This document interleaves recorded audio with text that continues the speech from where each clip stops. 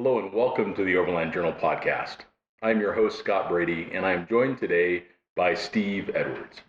Now, Steve is one of the team members here at Overland International. He's one of our associate editors. He produces a lot of the content on Expedition Portal, but he's also very well traveled in his own right. So we talk about his explorations in Africa, how him and his partner spent many years living on the continent and finding ways to give back. And then we also go into some detail on them selecting an old Defender in Ethiopia, flying to Addis Ababa, purchasing the vehicle off of some other travelers, and then slowly driving and making their way back to South Africa before shipping it home. So this is a really interesting conversation with Steve. There's a lot of lessons that he has learned in his travels around the world, but also spending so much time testing the newest equipment on the market. So please enjoy my conversation with Steve Edwards. And a special thanks to Real Truck for their support of this week's podcast. Find your freedom and follow your own trail in the fresh air of vast, uncharted places. Introducing the exclusive Real Truck lineup of overlanding accessories designed to take adventurous explorers like you into the furthest reaches, with gear for camping, off-roading, and more, including the all-new Real Truck Go Rack, Go Tent, and Overland Awning. And here's to those inspired, self-actualized souls brave enough to unplug and check into pure wilderness. Bring your truck to life at realtruck.com. Thanks again, Real Truck. Well, Steve, thanks so much for being on the podcast with me today. And I thought it would be really interesting to not only discuss the notable achievements that you've had in your life as a traveler, as a Land Rover owner and everything else along the way, but I thought it would also be interesting for people to learn a little bit about what it means to be one of the editors for Overland Journal and Expedition Portal. And since you work with so many contributors, maybe helping people understand how they can contribute, how they should contribute, maybe some tips and tricks that you can give them to have a better outcome, things that would make your job easier. And I suspect, given my own experience in this place, is if people make your job easier, you tend to use them a lot more often. So it's the ones that make your job hard. Yeah, for sure. Yeah, that you tend not to go back to the well with so often. But before we get into that, let's get started with what was the first memory that you have of overlanding that kind of spurned your excitement for this topic? I think like a lot of folks who have found themselves in the overland world, and that's kind of how I describe it from my own experience, is sort of one day I kind of woke up and was like, oh yeah, I guess this is kind of what I'm doing right now. I grew up in Wyoming. I grew up in the American West. And big open spaces. Yeah, exactly. High plains, big mountains. I love to fish. I was in the Boy Scouts. And a lot of these landscapes and these places, the outdoors, you need a 4x4, right? Yeah. To access. And actually, I should qualify that. Oftentimes, we accessed a lot of places in the outdoors in Wyoming where we probably should have had a 4x4, but didn't. Right? That's whether pretty common. whether it was with my parents in their station wagons, or as a young man myself in a Volkswagen Beetle. Yeah. Throw a tent in the back, throw a cooler in there. The Beetles will finish the Baja 1000 course. Oh yeah. Which, for those who haven't done that, it's legit. A Class 11 Beetle is a wild machine. Yeah. Well, and the fact that they can finish that course, because there's a lot of places where you want a four-wheel drive, and fortunately they're light and they're rear drive, and they have a lot of weight over that rear axle. That helps a lot. Yeah. But, wow. Yeah. It's amazing where you can take a Beetle. Yeah. No, it really is. And I still have my Beetle from my high school days, and it doesn't do the hardcore, off-roading anymore. But this is cool. We're gonna hit pause for a second. Sure. So you have was that your first car? Yes, and actually, my grandfather bought it brand new in 1971, and it stayed in the family. And my father commuted to work in it every day, and I learned to drive in that car, and my brother did. And I drove it in high school. I drove it in college, and it's just managed to stick around. It's one of those vehicles that is so cool. Yeah. So it is. You said it's a 73? A 71. 71. Yeah, so it's a 1971 standard Beetle. What was that? 1300 cc's. What was the cc's on it? No, that was I think the 1600s came out in 1968. So it was a 1600 Beetle, and it's probably on its fourth engine at this point. But still, I mean, that car is basically almost free. You think about your grandpa paid it off a long time ago. Yep. And then, and now you just, and then the parts are still so available. Oh yeah. Yeah. You can literally build a Beetle from the ground up. Out of a catalog if you want. It's kind of like a Land Rover. Actually. Very similar. Yeah, exactly. I can understand your affliction. Yes. So have you done any fun trips in that car? No. Have you thought about it? Not recently. I've actually been talking a little bit with Andrew Szabo, who runs the Budapest to Bamako rally, that big European rally, and he has a class called the classic or spirit of the event class, which is bring the wildest, stupidest car you could possibly drive from Hungary to West Africa in. I'm thinking, well, wouldn't it be fun? Wouldn't it be fun to ship the Beetle over? That would be amazing. And run that rally. That's so cool. That is so cool. It's something that's kind of floating around the back of my mind, but I can see that. But mostly, it's sort of a little run around. At this so point, you still use it on a regular basis? Yeah. Right now, it's it's got a little bit of an engine problem, so I don't drive it so much recently. But it's and plus it's winter in Montana is like not the kindest in a Beetle. No, it's not. They never really had air conditioning. I mean, didn't they have some kind of a cyclonic cooler that would go into the window of the door or something like that? Yeah, it would attach the window. You get them from from the 1960s. Yeah. But yeah, I own two of the vehicles with the worst heaters in the history of automobiles: Land Rover Defender and the Volkswagen Beetle.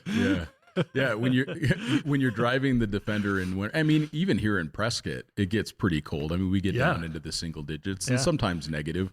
So when I'm driving the 110, it's like by the time you're wherever you're getting, your feet are now defrosted, and that's the extent of it. It's because it takes so long for it to warm up. It just takes a long time for it to warm up. You're scraping the inside of the windshield. Yes, absolutely. It's all part of the adventure. Yeah, it is all part of the adventure. Yeah, you're wearing thicker jackets inside the car than outside the car. Right. Well, that's cool. Anyway, so you still have your first car. That's an awesome story. That's one of the coolest car stories I've heard on the podcast. So it sounds like as if you growing up in Wyoming, you were exposed a lot to the outdoors. But when did you first get a sense I want to see what's beyond? I want to see what's much further away, maybe even on another continent. Yeah. So I think one of the things, and I think like you mentioned before, we'll get into talking about how to tell good stories, how to create good writing, how to convey your experiences and your ideas in a way that inspires other people. I joined sort of an online group that was an offshoot of the old commenting system on Jalopnik, jalopnik.com, right? Back in the days when it had a really vibrant contributor community through a platform called Kinja, where you could... Yeah, I did a couple articles through that at one point in time. So you could create sort of your own sort of blog platform, and you could create your own sort of community on that platform. And I think this was probably in the sort of 2013, 2014 range. I had a Jeep XJ Cherokee, and I was just getting more and more interested in the overland travel aspect, the traveling part of it, that gaining those new experiences, not necessarily the off-road stuff, which is super fun. I really enjoy it, but using the vehicle as a vehicle for, having these experiences in different places. Mostly North America is keeping my scope, smaller, and having that small community of people that we were writing short blogs, and we were sharing photographs, and we were talking about our experiences. And there's a lot of interesting people on that site. Tim and Kelsey Huber, right? They're off on a new adventure now with their new sailboat. But that's right. They kind of launched their sort of world as overlanders on that website. And so we would share all these ideas and stories, and it was just super inspiring to see these people who are planning different trips from around the world. We had a couple of people on the blog who were from Australia and from the UK, and so like all over the world who were having these amazing adventures. And then in 2015, my wife Julie, who's sort of my partner in adventure and always has been, we love travel. Our early days when we were dating in college, our favorite thing to do was pile into the Beetle and go for a ride around Flathead Lake in Montana, or what a lake! Drive down to Idaho or whatever, just to get on the road and just sit in the car and just be together, listen to music and drive really slowly across Montana. And so we've always loved travel. And she was an academic, as was I. That was my previous career. And we went to South Africa for a conference, and Cape Town. And there was also sort of like a pre-conference, like a satellite conference that was going on in Botswana. So we went to Africa in 2015, and we thought, well, it's silly to fly 10,000, 11,000 miles all the way to Southern Africa and not do something interesting, sit in a conference room for a week and then come home, right? Sure. So we were looking at safaris.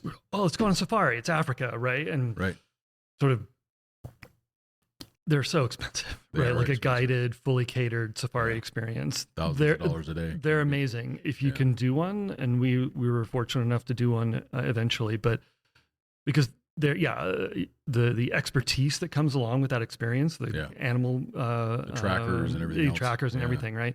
It's unlike anything. But obviously we just couldn't afford that. So then I was talking to the folks in my community, and they said, "Well, why don't you just do a self-drive?" Well, what's a self-drive? Right? Yeah. And so I started doing some research, and I was looking around, and it's like, wow, we can do this for like $80 a day. We get a Hilux with a tent and a fridge and a couple chairs, and they throw in a fork, and and you just go, right? And you can rent it through Avis, right, in Southern Africa, right? And so with a little bit of trepidation, I sort of pitched this to Julie. I said, "Well, what do you think about this idea? We love to camp, we love to like travel around." And I said, "Well, what if we just rented one of these self-drive Toyotas?" She's like, "Yeah, let's do it." So we flew into Namibia, into Windhoek, and we rented this truck, and they had this old janky GPS unit on the the dash with Tracks for Africa, hopefully. Yeah, I think so. Perfect. And whatever, they shook our hands and said, "Have fun." And when we left the rental counter, and we booked the whole thing through a company called Drive Botswana. The guy who runs that company is called Andy Raggett, and he's still like a good friend of mine. And this company's still in business. And they gave us an itinerary, and we just took off into the wild of Namibia, right? Awesome. And then, so that was kind of the moment, to get back to the original question, that's kind of the moment where I was like, wow, maybe this is something that I want to do with my life, right? Sure. Just in like capital L life, right? And the fact that your partner enjoyed doing it as well probably made it very additive. Yeah, maybe even more than me. Yeah, I think. Sure. I think if I went home tomorrow and said, "Hey, we're going to move back to Botswana," we lived there for a couple of years, so we'll talk about that. She would drop everything and just do it. We love it. But yeah, that first night we were at the Namib. You can work remotely. Yeah, I know, right? The Namib Rand Nature Reserve was our first camping night in Namibia, and we woke up in the middle of the night and there was a giraffe like eating the tree, Sure, above the tent. Yeah. And just that moment, it was it was over. It was over for me. Yeah, right? it's totally transformational. Yeah. And then so we drove for 2 weeks, across Namibia and Botswana, Central Kalahari Game Reserve. And we ended up in Maun and then what a little outpost that place is. I love that town is great. That airport is one of my favorite airports in the world because it's just full of all these people from all over the place. But the terminal is about as big as this room. That's right. right. That's and right. people have their bags, piled up, and there's all these different people, and everyone is getting ready to go on an adventure. They're coming back from an adventure, and the vibe in that airport is like nothing else. Yeah, it's kind of like the Everest base camp of Africa in many ways. That's a good way to describe it. Yeah, and it used to be, Maun was even more of an outpost where you just basically had this one gas station and service center, and it was all dirt roads to get there. Now, of course, you can get there on a paved road, but Botswana is incredibly safe, and so is Namibia. So for those that are thinking about traveling in Africa, those are two of the best possible countries that you could go into. Rwanda is of a similar scope if you want to be in the jungle and you want to have the experience with the gorillas, but there's fewer overlanding experiences in Rwanda because it's so much smaller country. But and much more densely populated. That's right. But Uganda is pretty good for that as well. That's true. Central Africa. Yeah, that's true. But certainly the infrastructure of Windhoek is excellent. The airport's great. Yeah. It's super, super safe. Yeah, so. I agree. And this is I teach classes on self-drive adventures in Africa at Overland Expo, which is coming up in a couple of days. Yeah. And that is my main message in those classes is that if you have a little bit of experience, if you come armed to it with some knowledge about how to operate a 4-wheel drive vehicle, particularly in like sandy desert conditions, if you know how to travel in bear country, for example, in North America, you can do a self-drive, overland safari experience in Southern Africa. And you really can. It, as all the animals that you have in East Africa, right? Yep.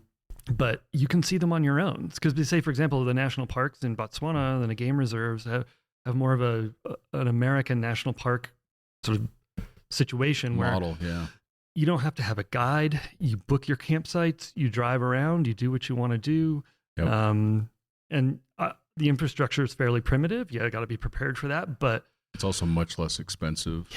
Yeah, it's far less expensive. Yeah, you can drop $1,200 in a day in Tanzania. Yeah, and you don't have accommodations. Yeah, and you like you want to go to the Ngorongoro crater. Yeah, it was nuts. It was super expensive. And you can't even. You have to go with the guides. You have to go with the driver. It's all like very, very structured and very rigid. They have it now where you can self-drive, which is what I did. And it was an additional $270 for the vehicle and an additional $120 for each person per person on top of being in the national park. So just to get into the crater, so it's $1,200 for the day to go into Ngorongoro. Yeah, it's insane. Yeah, it's insane. So whereas, and the prices have gone up in Botswana, I think the landscape of self-drive adventures in Southern Africa is shifted a little bit, especially post-COVID.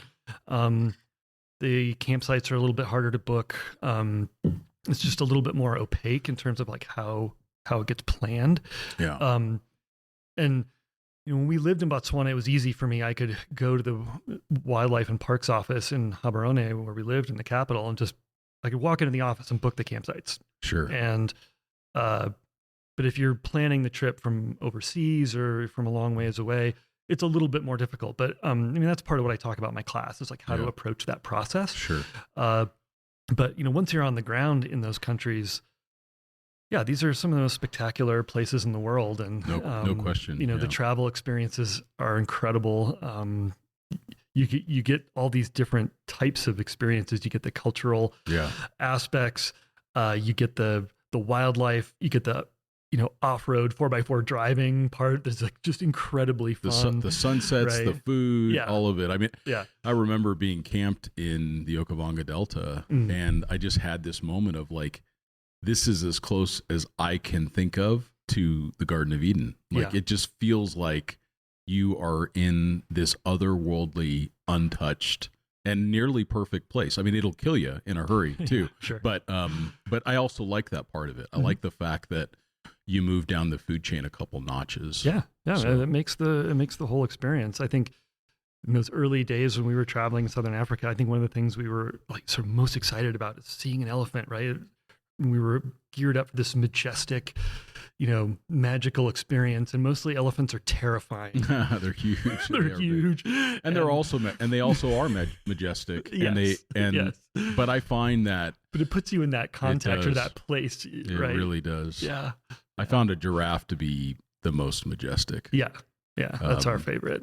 And I just didn't think that would be the case, but it is now for me. Yeah. Like every time I see one, it's like it never gets old. They're just the way they move, and it's just it's a journey of giraffes. It feels like it's appropriate. Yeah, that's right. To my life. That's so the collective noun. That's yeah. right.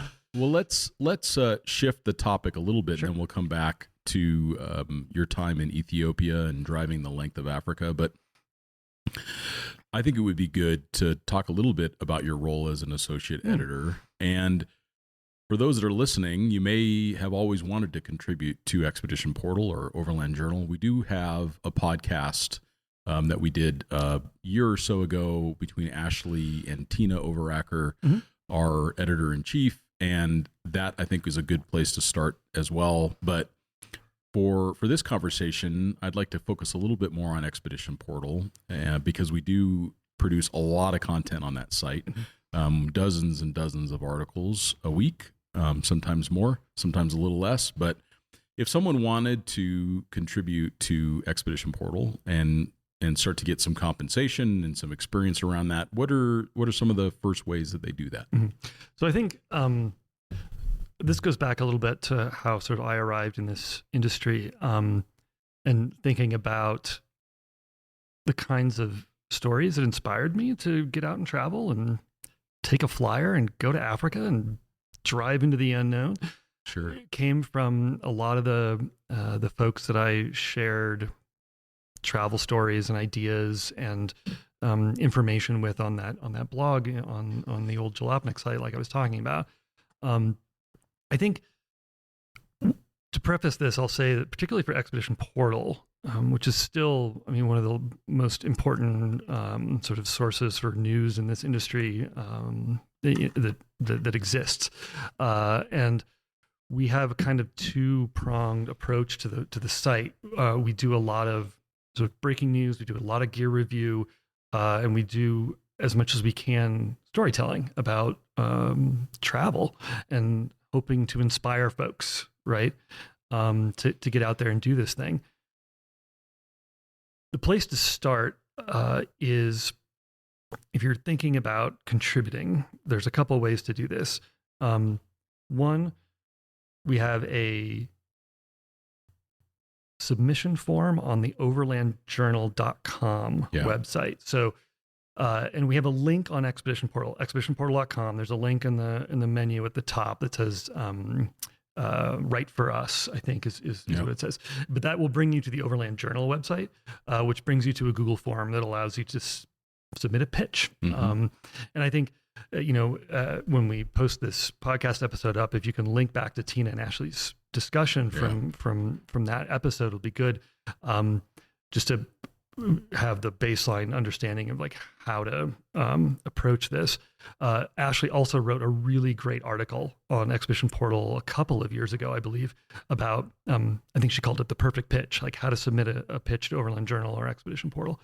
And that had contributions from, I think Tina, and then also Stephanie Brady, who's our photo editor, layout editor. Yep. And I think maybe you have even contributed to that as well. I might have. But it's a really comprehensive probably the guide. section of things not to do. So that's the place to start. And when you were talking earlier about like how to make life easy for editors like myself, we have really specific instructions on that submission form. If you have an idea, it doesn't really matter what it is. Maybe you want to talk about a piece of gear that's like really interesting to you and that you've used and has helped your travels. Maybe you want to talk about your travels themselves, and you've got a story to tell. Maybe you want to discuss a news item, something that's important for travelers or for overlanders. Could be international, it could be domestic. Maybe you have some expertise in photography and you want to share some images. Yeah. We have really detailed information on that submission form about how to submit those concepts or those ideas to the website and to the editorial team. And so the best thing I can say on that structural front is just follow the directions. Yeah. Carefully read what we ask for. It's surprising how often we receive submissions that are incomplete. And depending on the degree to which they're incomplete, we may or may not still consider them. But it starts off with, it's just showing respect to the process. The editorial team is very busy, and there's a reason why they have the process configured the way that it is. So it shows, just like if you were hiring someone for any other job, it shows initiative, it shows attention to detail, it shows respect towards the current systems and processes. And so the more thorough that submission is and the more it aligns with the requirements, the better. Yeah. And there's some really good information on how to do that in both that podcast with Tina and the article from Ashley, and then in the form itself provides a lot of information. But I think from what I've seen over the last 20 years or so is that if you take the time to take great photos, which means taking the photos at the right time during the day, you can take great photographs with an iPhone 15. You absolutely can, but it requires even more attention towards the lighting and making sure that you have good composition and that you're taking into consideration all of the other core fundamentals of photography. But you don't need to have a $10,000 camera. Now, if you want a cover shot, it's good to have a really great camera, really great lighting, really great subject. You got to have all of that stuff if it's going to get through Stephanie's, very discerning eye. So, but submitting great photos, not submitting too many, not submitting too few, having some variety of the imagery. No one wants to just see 15 photos of the truck. People want to see photos of the locals. They want to see photos of the food that you ate. They want to see the truck stuck. They want to see people, smiling and not looking at the camera. You want to see people looking at the camera and not smiling. So we're not looking for the selfie. We're looking for like a visual form of storytelling that requires a degree of discipline around the photography, and that's what sets us apart. So I think that that's really important. And the other thing that I think is really important, and it's part of the reason why I wanted to have you on the podcast today, is that as overlanding continues to grow, it's important that people know that our standard is that the people that write for us are well-traveled. There's a lot of confusion in the marketplace at times where you have individuals that are either not well-traveled or they're traveled in a very small geographic area, or they've traveled extensively as a journalist, but never leading their own trips, never conducting their own adventures. We're really wary of that because overlanding requires a degree of experience that just comes from making mistakes. And it comes from learning the hard way and getting, struggling at the border and fixing your vehicle and everything else like that. So the further that someone is removed from those real world experiences, we find the less discerning that they are around their advice. They can tend to recommend too many pieces of gear. They don't tend to focus on minimalism, or they tend to over dramatize maybe what they experience. So for us, it's really important that our editors are experienced like yourself. And a quick announcement of our new Tires for Overlanding educational series that is going to be brought to the Expedition Portal YouTube channel here in the next week or so. This is a 6-part series that is going to be released over the months of May and June, and it features detailed insights on mud tires, all-terrains, airing down, driving in sand, vehicle preparation, tread lightly, and more. And we're grateful to Hankook Tire for helping to support this new series. So take a look at the Expedition Portal YouTube channel for more details. I think this is really important, I think, for just in general, our approach, our sort of journalistic approach and our editorial approach, both for the portal and for Expedition Portal and for Overland Journal. Just to go back to your imagery, your photography point, the standard of photography in Overland Journal is one of the highest in the industry.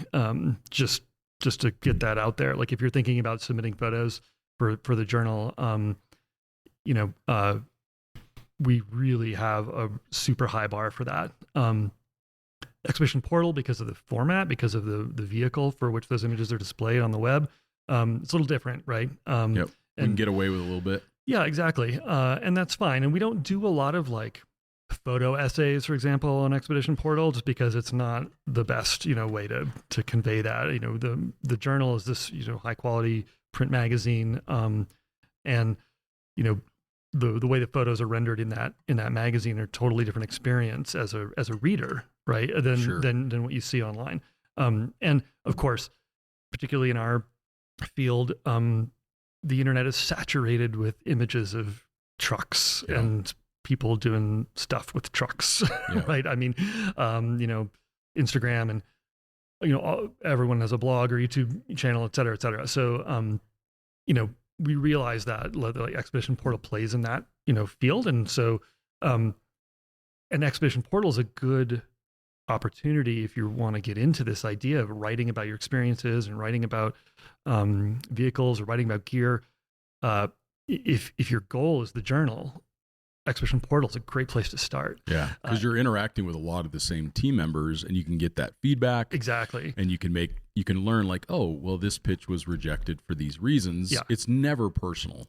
No, it's literal. It's and here's the thing: I get my stuff rejected too. Right. So like, there's times that I fall short, and I need the team to tell me where I need to improve. Right, and that's why sort of like Expedition Portal is sort of a lower stakes, sort of context, because we're a small team at this company, but we're always looking for contributors. We're always looking for content, like high quality content. We have no prejudice against anybody just in general. Yep. If you're going to send us a high quality pitch, we'll probably publish it. And if it doesn't quite meet our standards, we will give you substantive, real feedback. Yeah. We're not just going to reject you out of hand. And it happens a lot in various different publications in all kinds of industries. And I've written a lot in lots of different areas, particularly like in academia, where you just get a no and that's it, right? Sometimes you don't get any kind of like constructive criticism. And we may come back and say like, well, this is not up to our standards. The imagery or the writing, or the editorial bent, like you were saying, we don't deal with advertorial. We don't deal with, And I think that's the biggest difference is that we still don't do any advertorial. We can have presented by content, but it would never include any opinion. Then we would never have any opinion associated with any advertorial. So, and I think our advertisers and I think folks in the overland off-road travel industries like recognize and respect us for that. I've had products, for example, that I've reviewed, and the manufacturer has come back after my critique of their product and made changes. Yeah. And so that's great for the consumer because then you get a better product. And that's the whole point of doing those kinds of articles, right? And doing that kind of writing is, these are, we're a gear focused industry, whether we like it or not. Yeah, we are. We don't need to be, but unfortunately it's the truth. Right. And that's okay. Yeah. And, it's okay to have a focus on gear. But we try really hard to make sure that we're as sort of open to all the aspects of gear that we can, that we can be, because if we can help, manufacturers, for example, improve their products, and that makes your life better as a traveler, right? If that piece of gear is on your radar. And like you said, if we come back with a pitch and say, we can't take this at this time, or we can't use this for these reasons, like you said, it's not personal. Yeah. It's literally not personal. Yeah. We just want to help you improve as a writer. We want to give you the opportunity or as a photographer to reach that standard. And yeah, like I said, we love contributors. We love having different voices. It's really important. It's really important. It's super important.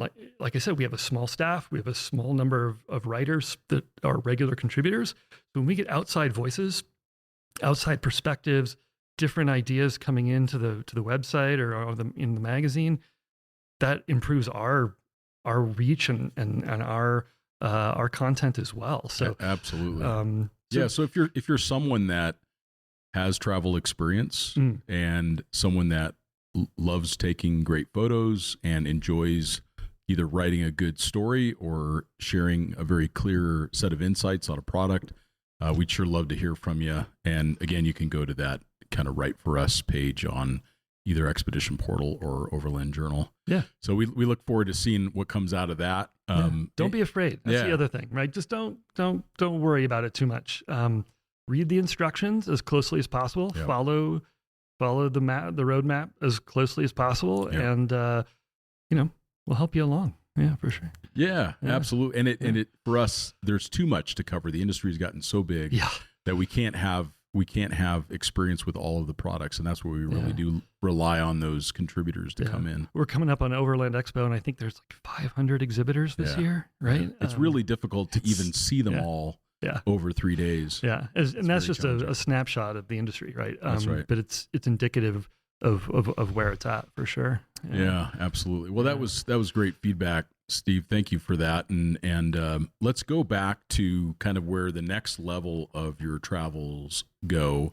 How did you end up moving to Ethiopia, which in my mind is one of the most wild countries in Africa? Just unbelievable. So we moved to Botswana. So we lived in Botswana for 2 years, and that came on the heels of my wife's conference that I talked about in 2015.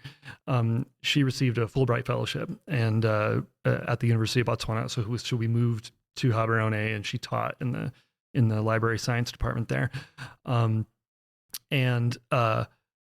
The story of our big African adventure is sort of twofold. One, we were fortunate enough to have a lot of time and resources to travel around Southern Africa extensively. I think we traveled to the Central Kalahari Game Reserve, I think 7 times. Amazing. It's our favorite place on the planet. I have the coordinates, the longitude and latitude of Deception Valley written out on my dash in the Land Rover. I thought you said it was a tattoo. Yeah, no, I've considered that. That's a fun one. It's just absolutely, our favorite place on the planet. So Namibia, Botswana, of course, South Africa, Mozambique, we traveled extensively in those countries. The tiny little nation of Eswatini. Yeah, right? sure. Beautiful. Fascinating little place. But our big African adventure was one of these, again, sort of a random happenstance. We had a Mitsubishi Pajero that we were driving. We were living in Botswana first off, which is a great truck. Actually, I think underrated truck. It was a 2001 model, I believe. Pajeros and Troopers and stuff. They were competitors to Land Cruisers. Yeah. So these companies were doing their best. Yeah. To be competitive with a Land Cruiser, and a lot of times they turned out great. Yeah. And they were way cheaper. Yeah. And that's probably another story, but I managed to destroy that Pajero, and like you're saying, learning, right? learning from experiences. The hard way, That particular vehicle had a sort of a heating and cooling system that ran to the rear of the vehicle. Got it. Sure. And so there was some coolant pipes, that kind of go underneath the car to the back. Right. And we were off-road in a remote place outside the Central Kalahari Game Reserve, and it was getting dark, and I was driving too fast for the conditions because we wanted to get to the campsite before it got dark, and we were behind schedule, and you get that tunnel vision, right? Sure. And I ran over a stump of a acacia tree or something, and it ripped those coolant lines completely out. And the car lost so much coolant so quickly that I didn't even know it was happening until the engine just shut itself off, because the ego reaches that that moment where the engine computer says, "Oh, I think it's time to, we don't, there's no more coolant. We need it." And I couldn't get it started again. I'm like, what's going on? And finally we figured out that what had happened. But our big trip, we found this Land Rover Defender that I have here in Arizona. I drove it down from Montana, on a Facebook group. And, it was an American couple who had been driving around Africa, and they were getting ready to come back to the United States, and they needed to sell their vehicle, and they happened to be in Addis. Wow. And I was looking at the Facebook group, and I was like, "Oh wow, that's kind of cool, Defender, huh? And for sale, a nice price, good price, Like, wow, that's interesting." Kind of filed it away, and 20 minutes later, my wife texted me. She's like, "Hey, did you see that Defender on the Facebook group?" And I said, "Yes, I did." So she is your partner in adventure, know, yeah, right? So I messaged them, and we came to a deal. And that's how we bought a 30-year-old Land Rover from strangers on the internet in Amazing. a third country that we'd never been to. So we got on an airplane, flew one way. Okay, got it. So you weren't living in Ethiopia. Yeah. You bought the truck in Ethiopia. Yes. So we got a one-way ticket, and we flew from Gabs to Addis Ababa. And we're like, well, hopefully these people will pick us up at the airport. Sure. And they're not going to run away with our money. And it was hilarious because they were also like, are these people going to show up? You never know. You never know. But it was great. And how did you deal with the paperwork? Because it would have probably come in under a carnet, maybe? Or was it a temporary import? Okay, so this truck had made two laps of Africa at this point, or a lap and a half. So it originated in the UK, and a British couple drove it from London to Cape Town, kind of typical, north-south trip. And then they sold it to this American couple, and then they sold it to us. But the entire time, it was only ever under temporary import permits. Oh, wow.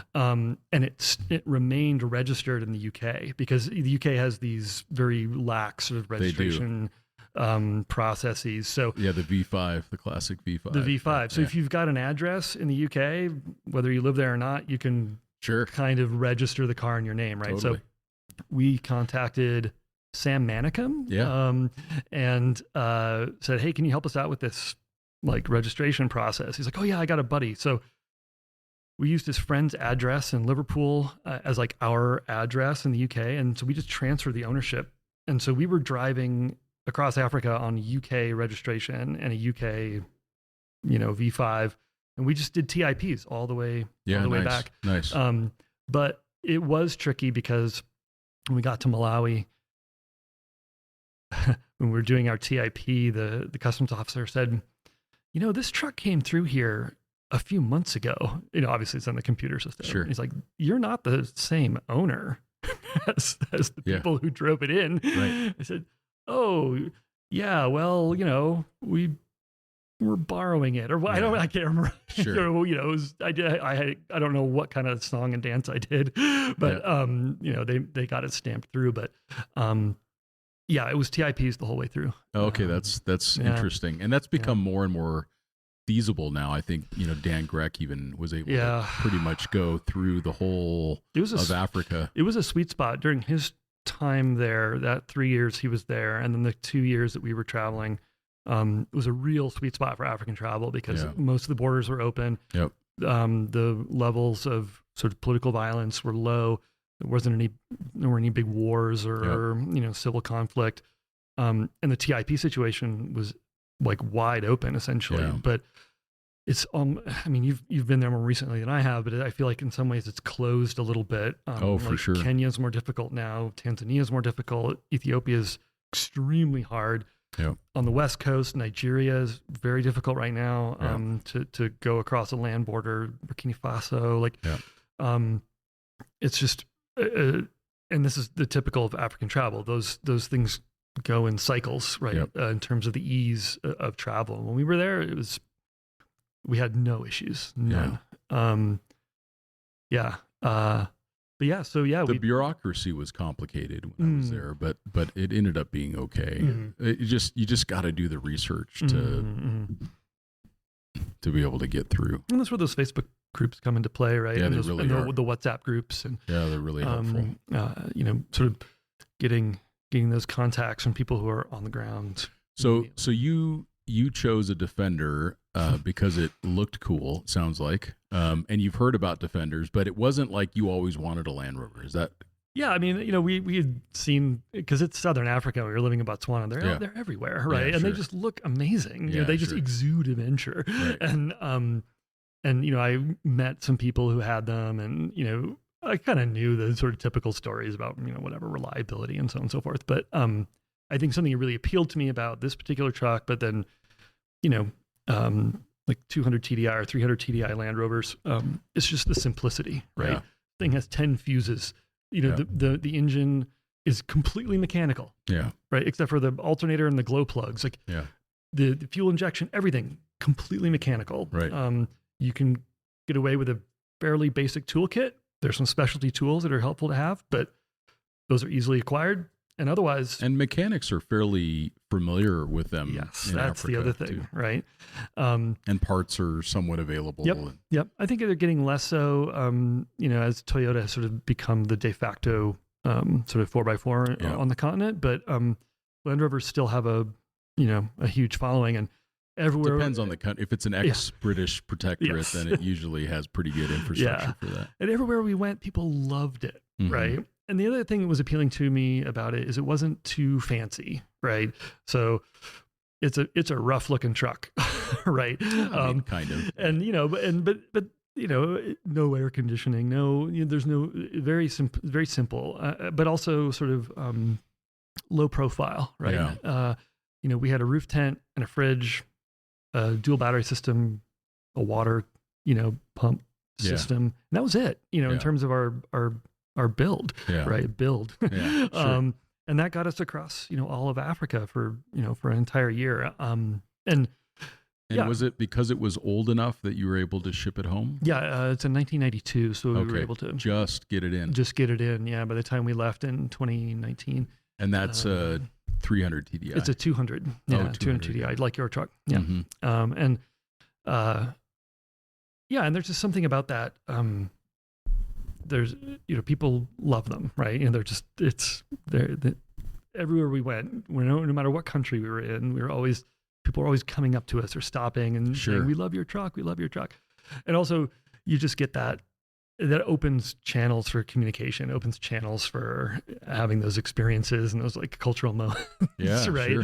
Totally. You're not like enclosed in a big fancy 200 series Land Cruiser or whatever. Sure. You're like in it. Right. When you're driving a tractor. Yeah. It's almost right. like riding a motorcycle. Yeah, like exactly. You could be wet inside the Defender. Yes. You could be hot inside the Defender. Yeah. We were hot a lot and wet, actually. That thing leaks. It's pretty funny how that all works, but it always makes you smile. Yeah. And I was surprised with how many of them were actively traveling through Africa, more so than even Land Cruisers. If you're in Southern Africa, you're definitely going to see a lot of Land Cruisers. But I was surprised, like the further you got away from South Africa, the more Defenders I actually saw traveling around the continent, which was very cool. Yeah. So one of the things that I like to ask, and I know that you're well read. So do you have some favorite books that you'd like to share with the podcast listeners? Oh, sure. Holy cow.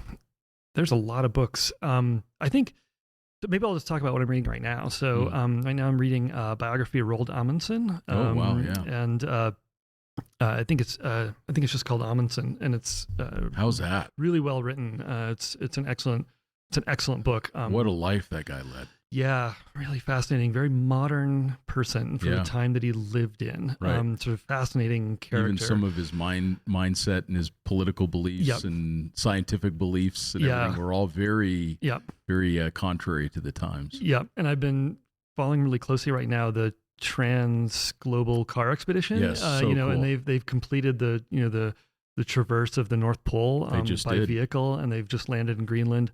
And so I was like, I need to read more about these polar explorers. And so Amundsen, and then I read a book called about the Belgica, which is the first sort of major sailing expedition to Antarctica. Oh wow! And it's called it's called The Madhouse at the End of the World. And it's all about this overwintering of this Belgian expedition in Antarctica in 1897, I think. Just, Unbelievable. yeah, remarkable stuff. So I'm reading a lot of polar stuff right now. Didn't Amundsen, didn't he just like disappear? He like got in a plane to go do a rescue. Yeah, that's right. And they never found him, right? Yeah, that's right. I love that. Yeah. I think he kind of pulled that off. I Right. can't imagine that guy not Right. being intentional about even how he died. Right. There's also a lot of like mythology about it. Like, did he really die? Like, is he up there? Was he living in in an igloo, above the 87th parallel? But isn't that great? Yeah. Like any of that is totally possible. Yeah, with that yeah. guy. It's totally possible. Yeah. So that's an excellent book. And then I do. There's one book I read every single year. Wow, okay. And that's Desert Solitaire by Edward Abbey. Okay. And I read it every spring. And if you don't read books repeatedly, it's an interesting exercise to choose one or two books that are in your life that you really love, and like inspired you and sort of informed your worldviews. Mhm. And I read this book for the first time, many years ago, and I just started making it a tradition. Because in the spring, I live in Montana, and in the spring, my mind turns to the desert, right? Yeah. Because it's a long, cold, dark winter in Missoula. And you're ready to be done with it. Exactly. And so I always break out old Red Ed Abbey. And that book is interesting because it has changed in my mind as I've gotten older and as my worldview has changed. And, when you read a book repeatedly, it sounds maybe tedious, but particularly a well-written book, every time you come to it, you're a different person, right? Every time you read it, you're a different person. And I like that. You don't see the same ideas the same way as you grow older and as you move through time. And there's a lot of stuff about that book that really inspired me when I was much younger that now I find like I don't really agree with at all anymore. You don't resonate, maybe. Yeah, exactly. But on the other hand, the writing is beautiful, right? And I find myself attracted to these passages that I love, like individual passages that I just like know in my mind. And is there a couple that come to mind that has stuck with you throughout the years? Yeah, I think so the book is written as like the subtitle's called A Season in the Wilderness. And so it's a series of vignettes about 1 year living in what was then Arches National Monument, is now Arches National Park near Moab. And he was a park ranger, essentially. And I think it's just the sort of arc of the book, this sort of cyclical idea about coming into a place, being in a place for a really long time and getting to know it intimately.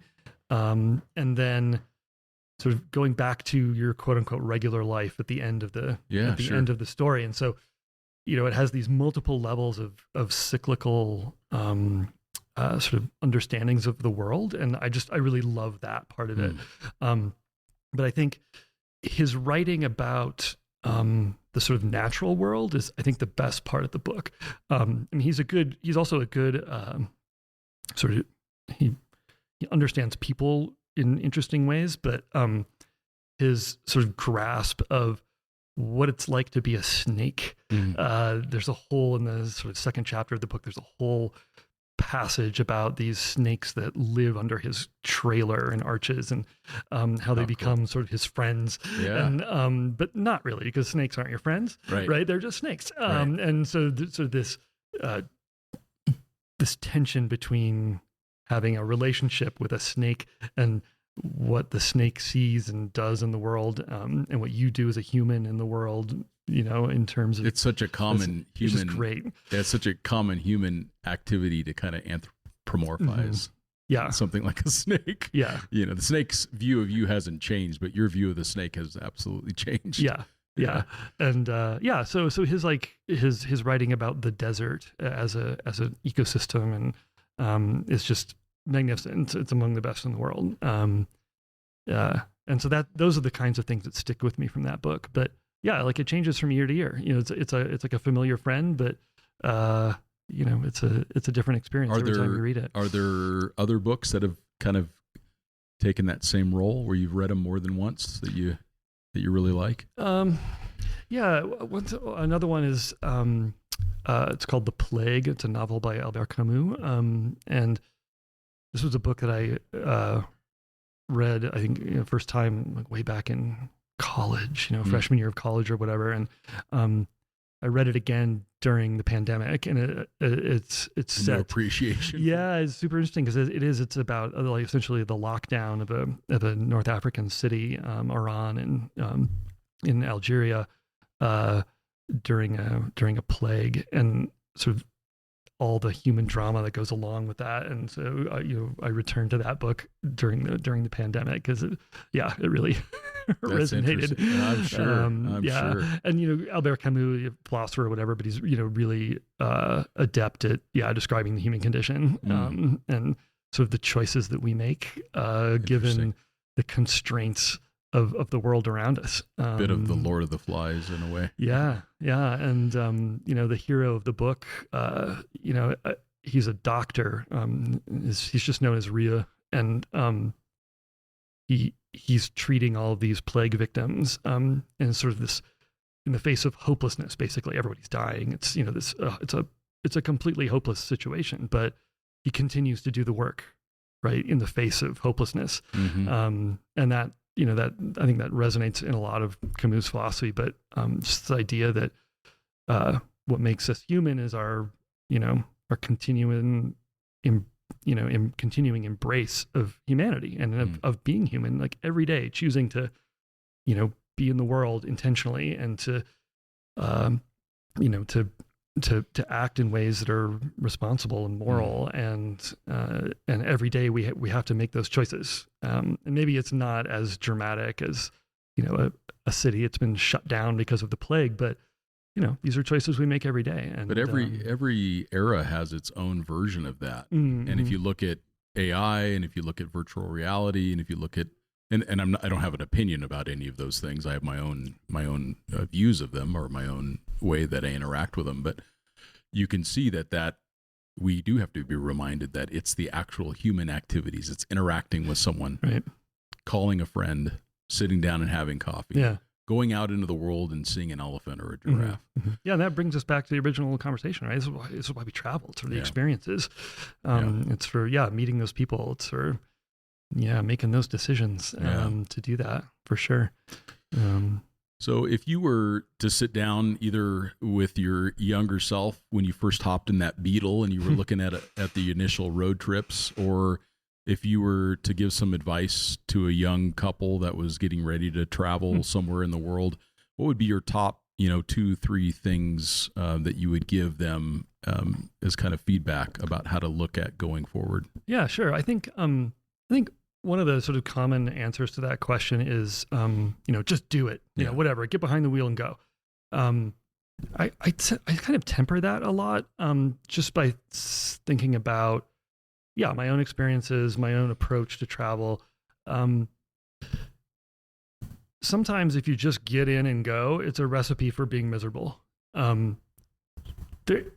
It's great to have that sort of inspiration and that motivation to hit the road. Sure. But it pays to do some preparation. It pays to do some research. It pays to get a little bit of knowledge, or to build your skills, to talk to other people who are doing it. And to, kind of frame why you want to travel, right? And how you want to do it. And to be intentional about it. Like the adventure is great. Hop in the car, go, do it. But if you forget the tent, and if you if your tires are like overinflated and you're stuck in the sand, and whatever, right? With a little bit of information, with a little bit of experience, maybe hop on Expedition Portal and you search for some articles about travel and how to prepare yourself, skills that are useful.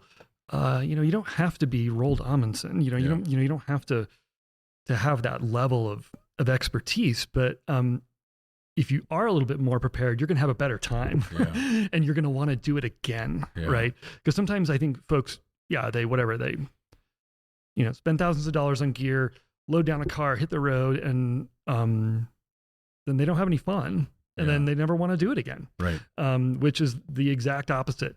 But if you have a little bit of information, a little bit of knowledge in your head before you go, you're going to make mistakes, of course. I have, you have, we all have. Yeah. But I make them every day, just about. I know, but so if you're open to learning, right? And this is another, I think, a great tip for potential authors is be open to learning. You don't have to know everything, right? Nobody does. And I think some of our best writing comes from authors who recognize that, who are willing to approach the world in a way that says, I'm going to learn about this rather than, I know everything, right? To have that sort of, to be humble in that sense, right? So that's for like a young couple to hit the road. I mean, that's my recommendation. That's a really interesting insight though, Steve. And it, when you were talking about it, made me think that maybe this impetus by the people that have been on the podcast to say, just go, it comes from a place of a little bit of survivorship bias. Mm-hmm. So they have learned all of those lessons. Sure. That they gained along the way. So for them, the answer is to just go, because they've already learned all of those things, and they've made it to this point of a degree of expertise and comfort with travel, even with uncertainty and adventure and breakdowns and everything else like that. But you're right. Maybe someone that's new to it, the advice of just go maybe does need to be tempered, or maybe it's just go on a really short trip. Yeah. Just go for the weekend. Yeah. But make sure you can come back and make changes. Yeah. And I certainly wouldn't tell somebody not to just go drive around the world, but you're right. I think that there is a survivorship bias that comes from having made all the mistakes and now feeling comfortable enough with the chaos and the uncertainty to say, let's go. Yeah. Or even the love of the chaos, which is, which I admit to, which I love, which I totally admit to myself. I do. Like when Brian Bass and I were stuck at the border of Djibouti, he looks at me, he's like, you're actually having fun. I'm like, I'm having so much fun. Yep. I haven't died. So like, this is all great. Yeah. This is all really great. Yeah. So, but yeah, you're right. Take a short trip close to home. And if you forget the tent, whatever, you go back home. Exactly. And you try it again. You're not that right. Or the tent doesn't work, or you can't set it up, or you get in an argument or whatever. You learn a lot along the way. Yeah. So and that's the other thing too, right? I think that was maybe the second one is sort of to be intentional about your like communication and if you're going as a couple, if you're going with your friend or your friends, or your partner or whomever, if you're going to travel with more than one person other than yourself, is to be super communicative about what's going to happen, what the goals of the travel are, what the intentions are, how are we going to deal with different aspects of the journey, but to be like super open about that communication and really honest about it. Sometimes I've fallen into traps in the past, I'll fully admit this, of sort of well, how far is it, to the next thing? And I'm like, oh, it's not that far. It's not that far. When actually it's a really long ways. Or we don't know. Or we don't know. But to like the mileage, but you certainly have no idea how long it's going to take you. Exactly. So to be like open and honest with yourself also, if you're say like leading a trip or, de facto kind of like organizing, these journeys with your partner, with your friends, to be open with them and honest with them, but also honest with yourself in order to be, okay, well, actually, I don't know what's happening right now. It's important that we all are on the same page with that stuff. So that's the other tip. That's such good advice. And then put the phone down.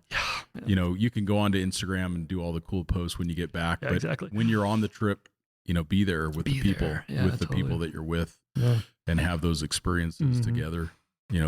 Engage with a little bit of humanity. Yeah, right. So, Steve, I'm just so grateful for you to be a member of the team. You've been such an incredible addition to the organization. Your writing brings a really unique voice and a level of quality that we really wanted to have.